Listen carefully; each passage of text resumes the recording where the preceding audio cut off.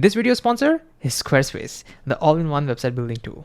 Iron 56 is one of the most stable elements in the universe. But the big question is why? I mean, the most common answer I get in the textbook is that it has very high binding energy per nucleon, but that doesn't explain anything. In reality, what's going on is that if you were to draw a graph of the stability of the nuclei versus the number of protons and neutrons you find in these nuclei, you will see that initially, as the nuclei become heavier, the stability increases. But then after a point, the stability decreases, and eventually the nuclei tends to become very unstable. And since the stability increases and then decreases, there must be nuclei in between which have the maximum stability. One of them happens to be Iron 56. But the big question is now, why does the graph turn out to be that way? Why do nuclei initially become more stable as it becomes heavier and then becomes less stable? What's going on? This is not just a curious question. Turns out that we owe our life to this graph, and I'm not exaggerating over here. Think about it. In this region, because heavier nuclei are more stable than lighter ones, this motivates the light nuclei to fuse into heavier nucleus. This is literally what powers up the stars, allowing them to manufacture heavier and heavier elements. But what's important is that once they reach iron, they can no longer fuse iron, because fusing iron will make elements more unstable, right? And that's where once they reach iron, the fusion stops. And these very supermassive stars, then they will collapse under their own gravity and then explode. And that unlocks all the elements they had manufactured. And these elements can eventually find their way into your and my bodies. That's how we exist, okay? But there is so much more. This is also the reason why unstable elements undergo radioactive decay. This is one of the reasons why the Earth's core is still very hot after 4.5 billion years since its formation. And this hot core is what allows us to have a protective magnetic field, without which, again, we wouldn't survive. And nuclear fission also happens because of this. But the big question is, why does the nuclear stability work this way? Why initially the nuclei become more stable as they become heavier, but then they become less stable as they become even more heavier? What's going on over here? For a long time, I had no intuition for this until I met Pauli. So the goal of this video is to understand the nuclei slightly more deeply so that we can intuitively rediscover this particular graph and appreciate our existence. So if you're ready for this, let's begin. So Pauli, where do we begin? Well, Pauli asks Mahesh, what keeps an atomic nucleus stable? And I'm like, that's easy, neutrons. Atomic nuclei have a lot of protons, which tend to blow each other apart because of their mutual repulsion, Coulomb's repulsion, which makes the whole thing unstable. And that's where you have to put neutrons. If you put enough neutrons in them, the whole thing acts like a glue and makes the whole thing stable. That's their one job. So just put a lot of neutrons and the nucleus becomes stable. Or does it? Say this is an oxygen nucleus, which has 8 protons and 8 neutrons. The number of protons are written over here, and the total number of protons and neutrons are written over here. So you can see 8 plus 8 is 16, okay? Now we know that this is stable, right? So Pauli asks, Mahesh, according to your logic, if we imagine a nucleus which had just 2 protons and 14 neutrons, then this should be super duper stable, right? Because there are only 2 protons trying to repel each other and 14 neutrons gluing the whole thing, right? And I'm like, yeah, that should be super stable. But it's not. It's super unstable. And that's why helium-16 does not exist. Why not, Mahesh? And I'm like, that's an interesting question, Pauli. In fact, the broader question over here is, if neutrons make the whole thing stable, shouldn't our world be filled with isotopes with lots and lots of neutrons? Yeah, that's a great question. Why is that so unstable? Pauli says, Mahesh, the mistake you're making is you're only thinking in terms of forces. At the quantum level, to understand stability, you need to think in terms of energy levels. For example, you probably know that electrons inside an atom, they don't have any energies they want. They have some discrete energy levels, right? If the electrons are at a higher energy level, they tend to be unstable and they want to jump down to the lowest energy level. But that does not mean all electrons can occupy the lowest energy level. Why not? Pauli's exclusion principle. It says that no 2 electrons can have the same quantum state. So if you have the lowest energy level, the 2 electrons can occupy that because they can have the opposite spin. But if a 3rd electron occupies that same level, then look, these 2 will have the same quantum state. And Pauli says that's not allowed. It's a great question as to why not.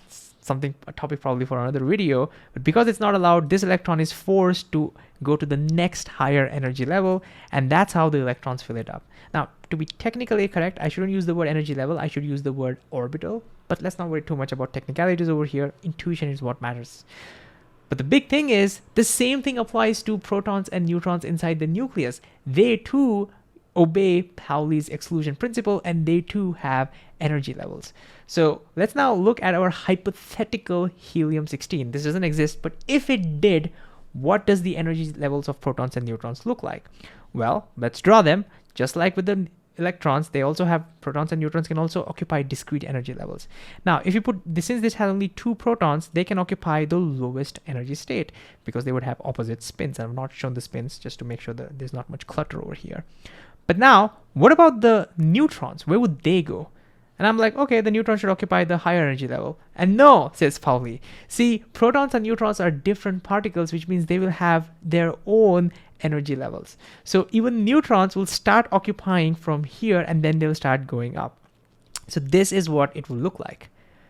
But now, do you see the problem over here? These neutrons are occupying these high energy levels when there are these juicy lower energy levels up for grabs.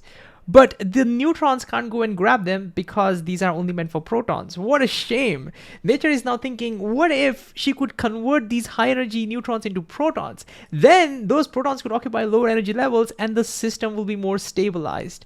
And that's exactly what she does. Nature has trick up her sleeves using which she can convert a neutron into a proton, and for that matter, a proton into a neutron. Pauli asks, Mahesh, do you identify this? And now I'm like, that's the beta decay. That's the radioactive decay we've learned in schools, right? Of course, this is not a complete reaction because the charge is not conserved. Actually, when a neutron converts into a proton, it spits out an electron. So the charge gets conserved over here, and a tiny neutral particle called as an antineutrino. This is why this is called a beta minus decay, because of the electron. And when a proton gets converted to a neutron, well, it spits out a positron, an evil twin of electron, but just positive. And that's why this is called a beta plus decay. But the details are not important for us. What's important is that nature has a way to convert protons and neutrons into each other. So if we go back over here, do you think nature will accept this? No, she will not accept these high energy neutrons. She would rather just convert them into protons using beta decay, and then make sure the protons occupy those juicy lower levels. And the whole thing now has a much lower energy. The whole thing is stabilized. This is why helium-16 would never ever exist. And this is why oxygen-16 is stable. Now, similarly, if you had to add even more neutrons to this oxygen nucleus, do you think this would be stable? No, it won't be, because again, the problem is the same. There are so many neutrons at a high energy level, and there are so many juicy energy levels available. Nature might as well convert them to protons using beta decay and make sure the lower energies are occupied, and therefore magnesium 12, for example, is also highly stable, and so on and so forth. So from this, we can see why nuclei tend to be stable when the number of protons equals the number of neutrons. Because if you had too many protons or too many neutrons, then nature would just beta decay them and convert them into each other to occupy the lower energy states and stabilize the whole nucleus. Doesn't this make intuitive sense? And it also helps me understand why beta decay even exists in nature. What's the motivation for the beta decay? It makes perfect sense. So Pauli, this means all the stable nuclei should have similar number of neutrons and protons. But do they? If you look at the lighter elements, then look, you can see that this number is double of this number, meaning the number of protons is pretty much the same as the number of neutrons.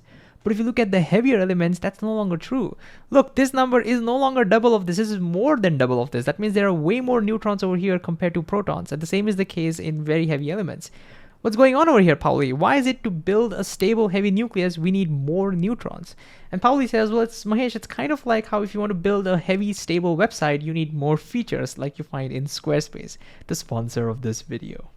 I built this beautiful website, even though I do say so myself, called FloatHeadPhysics.com using Squarespace, okay? And one of its powerful features now is design intelligence. It can now use AI to help you create personalized website by just telling it what you need, which is pretty awesome. And if you want to sell products and services, then you can now directly accept payments by using Squarespace payments, that too in different popular modes. And its support system is pretty awesome. I mean, when I wanted to get my website live, I actually got stuck, and then it got resolved within minutes.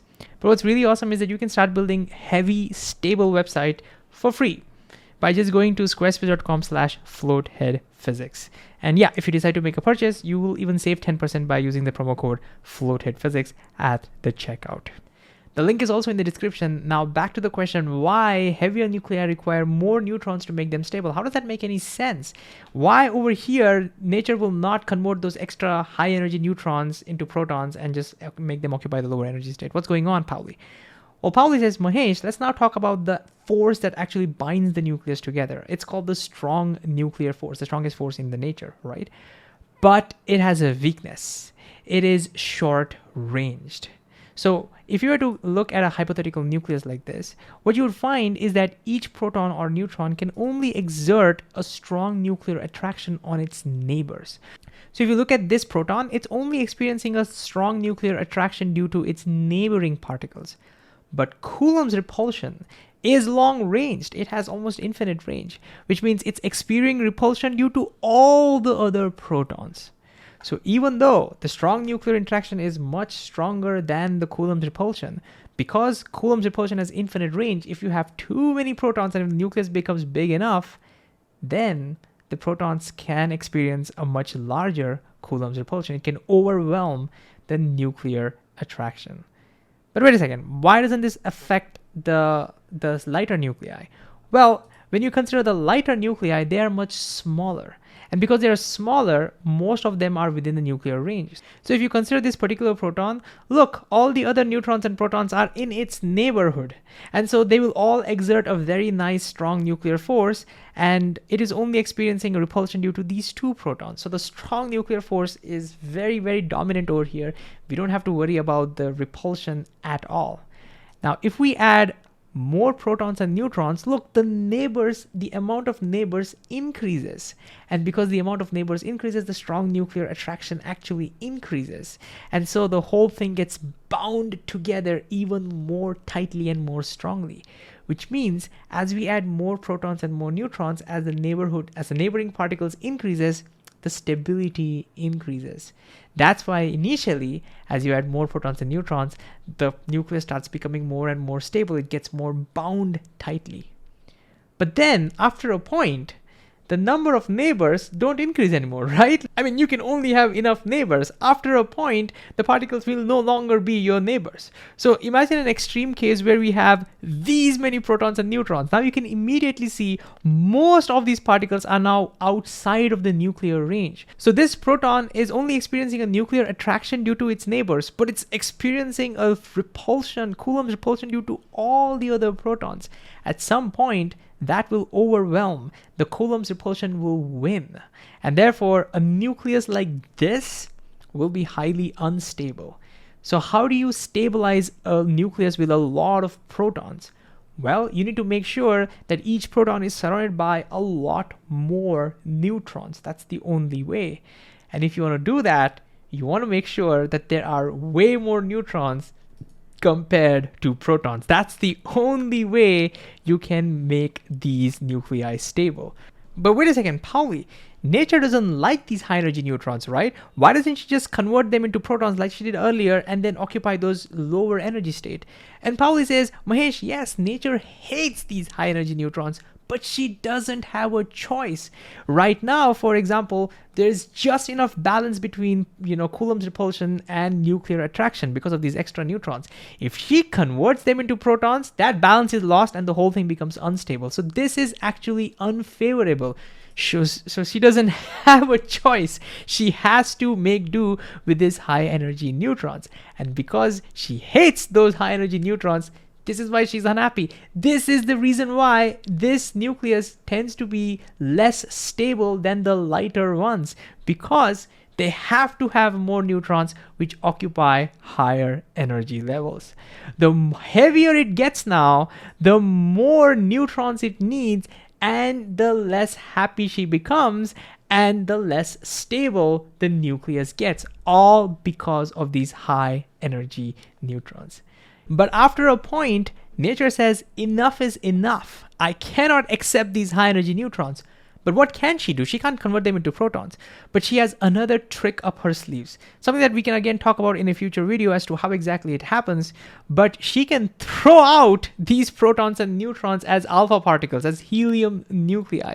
This is called alpha decay. And this is actually much more nuanced because throwing them out requires some quantum processes. You just cannot classically do it. Again, story for another video if you're interested. But she will throw them out. In doing so, look, she has reduced the number of protons, which is great, reduced Coulomb's repulsion, and she has reduced the energy level of the high energy neutrons, which is more awesome. And that's how she stabilizes the whole thing, and that's what explains radioactivity. That's why after a particular point, elements just cannot be stable because nature will not allow it. She will just keep throwing out more and more alpha particles until the whole energy is lowered to a manageable state. So now, if you put it all together, can we understand the stability of the nuclei? Initially, if you consider the light nuclei, as you add more and more protons and neutrons to it, you are increasing its neighbors. As you increase the neighbors, the nuclear force tends to increase, making it bind together much more tightly, making it more stable. And that's why initially, as you have more and more protons and neutrons, the stability increases. But after a point, you can only have so many neighbors. That's when saturation for nuclear force is reached. Now, if you add more protons and more neutrons, particles will no longer experience more attraction. It's saturated. But protons will start experiencing more repulsion because of the Coulomb's infinite range. And that's why the stability after a point tends to decrease. So this happens because of the short range. And of course, it's manageable by having more neutrons at high energy. Nature doesn't like it. The whole idea behind why it becomes less and less stable. But after a point, nature basically gives up and says, no, that's not acceptable. And so she just starts throwing out particles, giving you radioactive decay. So this explains why alpha decay happens. We also understand how beta decay happens. And all of this allows life to exist. Protons and electrons get all the limelight because they decide the elements and they are involved in chemistry and electricity and whatnot. But the real stars are neutrons. They are not just there to support, they are making the nuclei stable in very sophisticated ways. And just to appreciate that, we named our pet Neutron.